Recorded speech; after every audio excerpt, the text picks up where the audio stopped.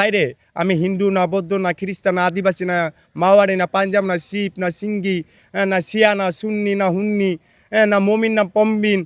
ভাই আমি কোনো কিছু জাত জানিও না, আমি কোন জাতে জন্ম হয়েছি এটা আমার এখন রিচার্জ করার কাম না।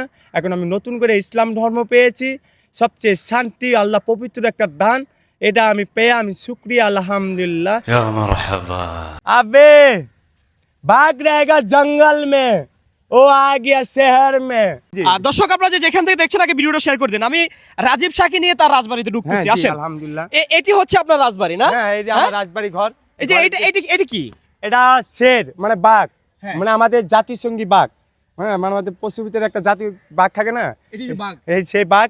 আর এই বাঘে খাগে বনের ভিতরে। হ্যাঁ আর আমি যখন এই চেয়ার বই না, হ্যাঁ এই চেয়ার বইলে ওই বাঘ আর এ আমার সাথে একটা কালেকশন। কেমন কালেকশন হয়?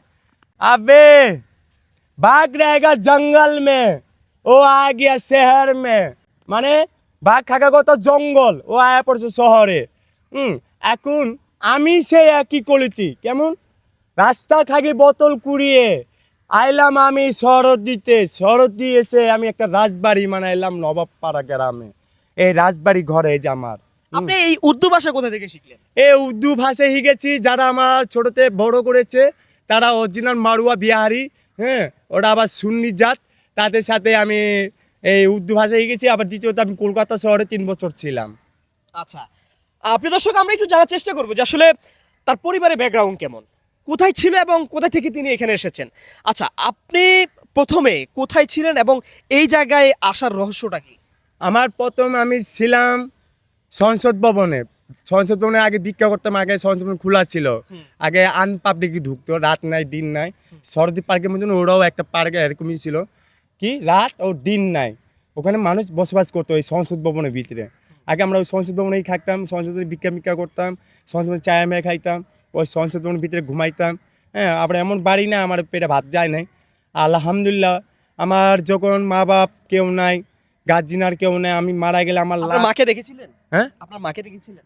আমার যদি মা আমার বুঝা কেন বলি, মানে ছোটো থাকতে দেখতে পারি, আমার নাও দেখতে পারি, কেন আমার ওই স্মরণ সত্যি আছে না। আমার পিতাজি দেখতে কেমন, মা দেখতে কেমন, ঠিক আছে। আপনার বলতেন ভাই আপনি কোন ধর্মের জাত হতে পারেন?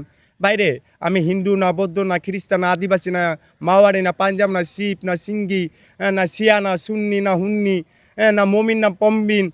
ভাই আমি কোনো কিছু জাত জানিও না, আমি কোন জাতে জন্ম হয়েছি এটা আমার এখন রিচার্জ করার কাম না। এখন আমি নতুন করে ইসলাম ধর্ম পেয়েছি, সবচেয়ে শান্তি আল্লাহ পবিত্র একটা দান, এটা আমি পেয়ে আমি শুক্রিয়া আলহামদুলিল্লাহ। এটা নিয়েই আমি মরতে চাই।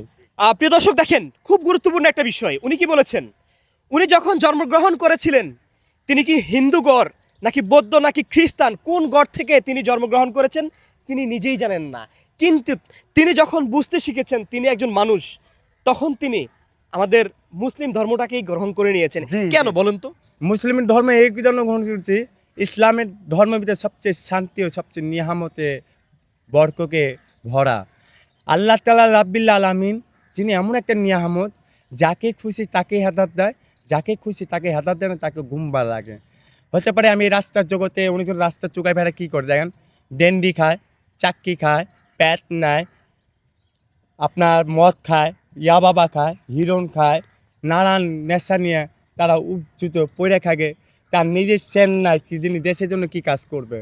আর আমি এই রাস্তার জগতে আসছে 32 বছর, আমি এই রোজ জগতে দেখেন আমি এত সুন্দর একটা নিয়ন্ত্রণ একটা কন্ট্রোল কে রাখছে? আমার আল্লাহই রাখছে। এই যে হেফাজত রাখছে কি? আমার আল্লাহ রাখছে। মাধবী বিরুদ্ধে রাখছে কি? আমার আল্লাহ রাখছে। এর লেগে আমার ইসলামের জন্য সবচেয়ে প্রেম ভালোবাসা, তার চেয়ে বেশি আগ্রহ। দর্শক শ্রোতা আপনারা যেখান থেকে দেখছেন, এই মুহূর্তে আমি রয়েছি রাজধানী সোহরাওয়ার্দী উদ্যানে।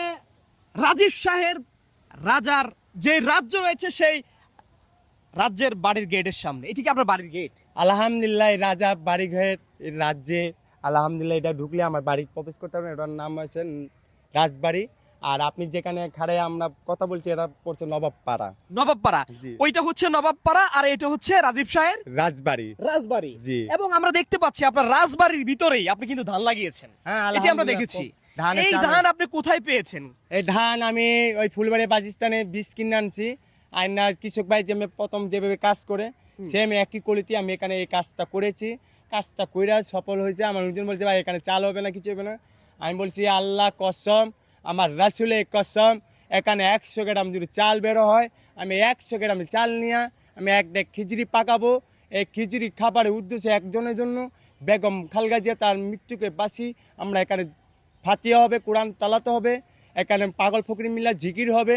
আমরা এই খাবার যখন খাবো তখন তার জন্য আমরা দোয়া করব। এর মূল উদ্দেশ্য এটার জন্য।